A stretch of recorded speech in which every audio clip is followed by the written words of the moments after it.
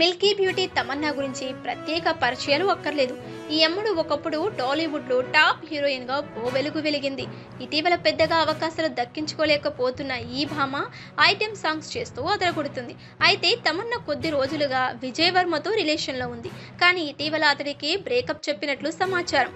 Vijay వర్మతో dating వరకు okay, పెళ్లికి సిద్ధంగా లేనని చెప్పడంతో అతనితో తమన్నా బ్రేకప్ చేసుకుందని వార్తలు వినిపించాయి. అయితే తమన్నా ఇప్పుడు బోధిలా 2 చిత్ర ప్రమోషన్లో బిజీగా ఉంది.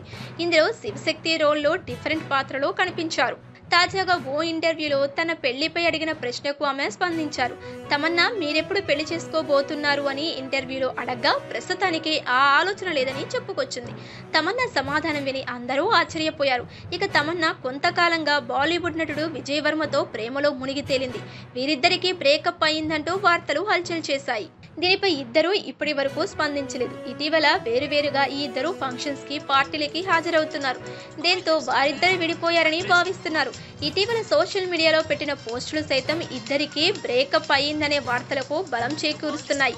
ఇటీవల తమన్నా సినిమాలలో మెరుస్తుంది. ఆఫర్లు లేకపోవడంతోనే చిన్న సినిమాల్లో నటిస్తున్నారా అనే ప్రశ్నలకు తమన్నా బదిలిస్తూ, నా దృష్టిలో చిన్న సినిమా పెద్ద సినిమా అని ఉండదని, కంటెంట్ బాగుంటే పెద్ద సినిమా అవుతుందని, లేకుంటే చిన్న సినిమా అవుతుందని చెప్పుకొచ్చింది.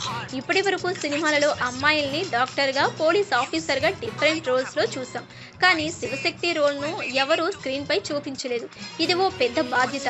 శివశక్తులు ఎలా ఉంటారో ప్రజలకు తెలియాలి.